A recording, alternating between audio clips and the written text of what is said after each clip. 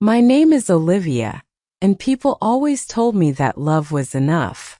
But I didn't believe them. I believed money could solve every problem. Looking back now, I wish I had listened. When I was 24 years old, I met two very different men. The first was Daniel. He was kind, honest, and worked as a school teacher. He never had much money, but he always made me smile. We spent long evenings walking through the park, talking about our dreams. He wanted a simple life, a small house, and a family filled with love.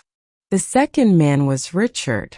He owned a successful business, drove expensive cars, and wore expensive suits. Every date felt like a dream. We ate at the finest restaurants, stayed in luxury hotels, and everyone looked at us with admiration. My friends often whispered that I had found the perfect man. Daniel loved me with all his heart. He remembered my favorite flowers, held my hand whenever I was afraid, and always believed in me, even when I doubted myself.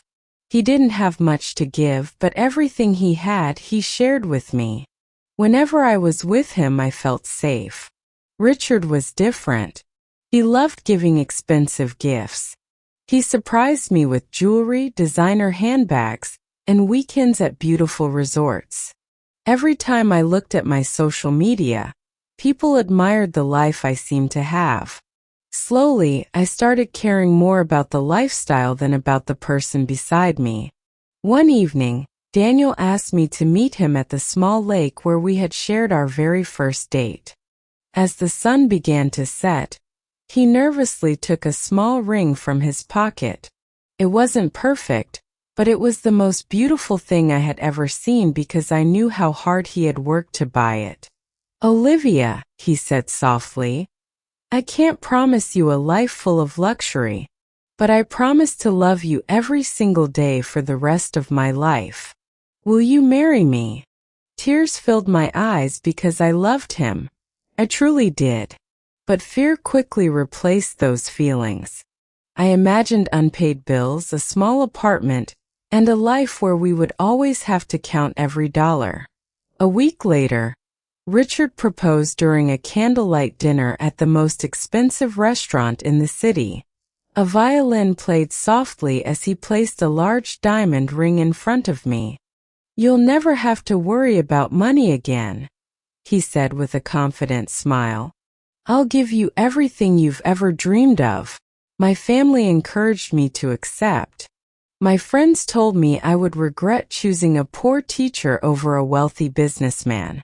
Little by little, I convinced myself they were right. So I made my decision.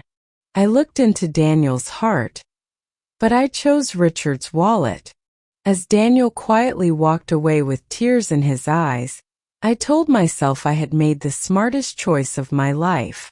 I had no idea that one day, I would give everything I owned just to hear Daniel say my name one more time.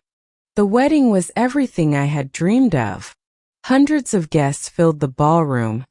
Cameras flashed from every corner, and people couldn't stop talking about how lucky I was. My dress was custom-made, the flowers were flown in from another country, and our honeymoon took us to places I had only seen in magazines. For a while, I believed I had made the right choice. Richard bought us a mansion overlooking the ocean. I had a walk-in closet bigger than my childhood bedroom, a luxury car sitting in the driveway, and more jewelry than I could ever wear. Every picture I posted online received thousands of compliments. People envied my life and I secretly enjoyed it. But after the excitement faded, I began noticing the things money couldn't hide. Richard was rarely home. He left before sunrise and returned long after midnight. Even when we sat at the same dinner table, his eyes never left his phone. Business meetings always seemed more important than conversations with me. Sometimes entire weekends passed without us spending a single meaningful moment together. I tried convincing myself that he was simply working hard for our future. After all, wasn't this the life I had chosen?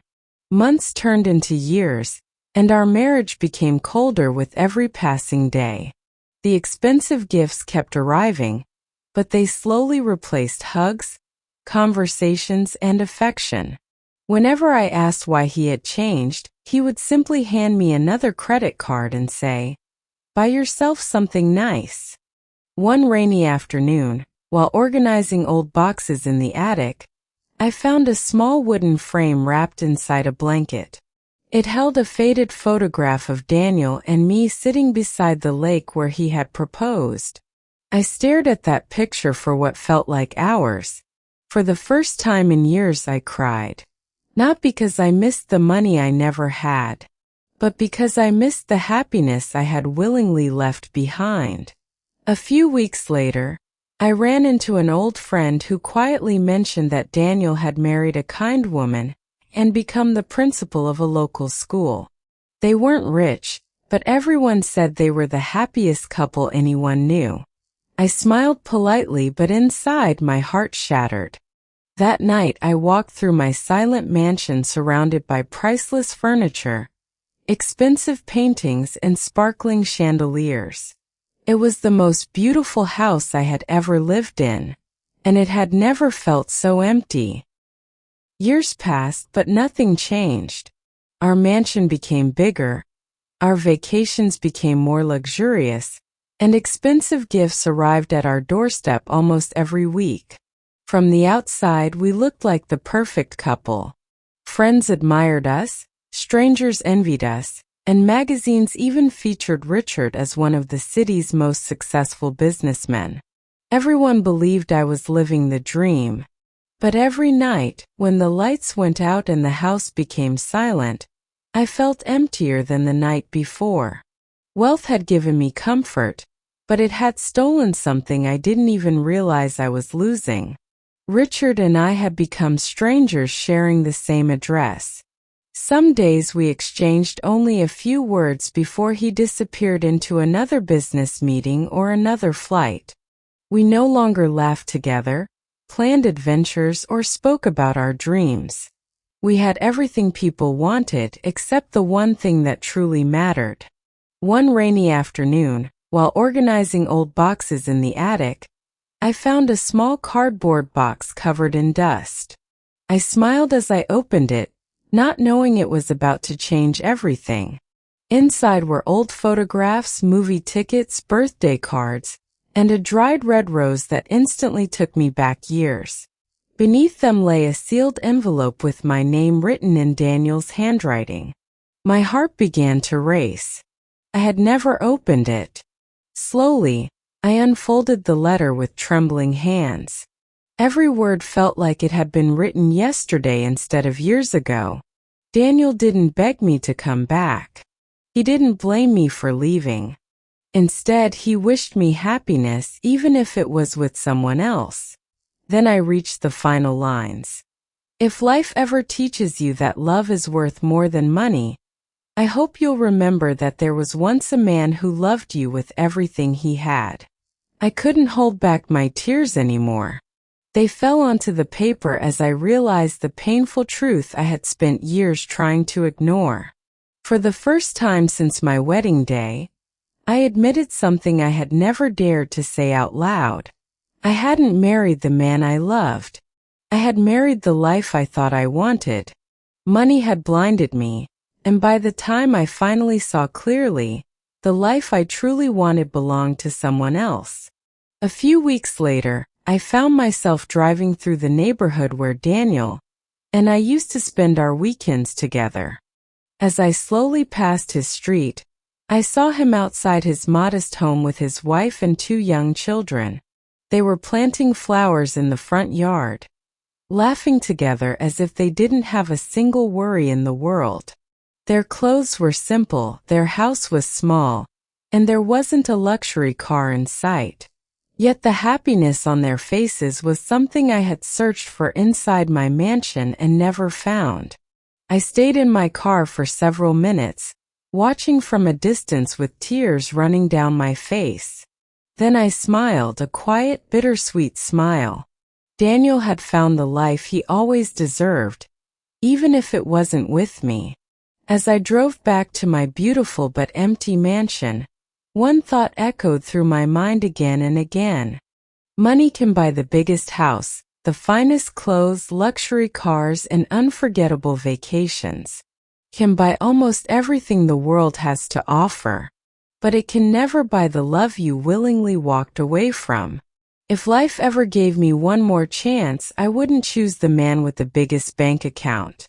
I would choose the man who held my hand when I had nothing, because in the end, the richest people are not those who own the most, but those who are loved the most. After seeing Daniel with his family, I drove home in complete silence. The road felt much longer than usual, even though I had driven it hundreds of times before. My mind was filled with memories of the life we could have had together. I remembered our walks by the lake, the dreams we shared, and the simple future we once planned. When I finally arrived home, I stood outside my mansion for a few moments before opening the front door. Everything looked exactly the same. The expensive furniture was still perfectly arranged, the marble floors shined under the lights, and beautiful paintings covered the walls. Anyone walking into that house would have thought I had the perfect life. But for the first time, I realized something I had never understood before. I wasn't walking into a home. I was walking into a house. A house can be built with money, but a home can only be built with love, trust, and the people who truly care about one another. That evening, Richard came home after midnight, just as he had done for many years. He quietly placed his briefcase on the table and loosened his tie before walking toward the kitchen. Usually we barely spoke to each other, but that night was different. I asked him if we could sit down and talk. He looked surprised because we hadn't shared a real conversation in a very long time. We sat across from each other in complete silence until I finally gathered the courage to ask one simple question. Richard, when was the last time we were truly happy? He didn't answer right away. Instead, he looked down at his hands and remained silent for several seconds. Then, without looking at me, he quietly said, "I don't remember." Those 4 words broke my heart. For years, I had blamed Richard for everything that had gone wrong in our marriage. I believed he cared more about money than about me. But as we talked that night, I realized the truth was much more complicated. Richard had spent years chasing success because he believed providing a luxurious life was the best way to show his love. At the same time, I had spent years believing money would make me happy. Without realizing it, we had both made the same mistake. We had spent so much time building a wealthy life that we forgot to build a happy one. We talked until the sun began to rise. For the first time in years, we spoke honestly about our fears, our regrets, and the people we used to be before money became the center of our lives. There were tears, apologies, and painful truths, but deep inside, we both knew that some things cannot be repaired simply because we wish they could. A few months later, we quietly ended our marriage. There were no angry arguments, no long courtroom battles, and no hatred between us. We simply accepted that we had lost something we could never get back. We wished each other peace and walked away with respect, hoping that one day we would both find the happiness we had been searching for. Today, my life is very different. I live in a small apartment near the old park where Daniel and I used to spend our weekends together. My home is simple. I no longer wear expensive clothes or drive a luxury car. I don't have servants, grand parties, or a mansion by the sea. But every morning I wake up with a peaceful heart, and that is something money could never buy. People often ask me what the biggest mistake of my life was. They expect me to say that I married the wrong man. But that isn't the truth. The biggest mistake I ever made was believing that money could replace love.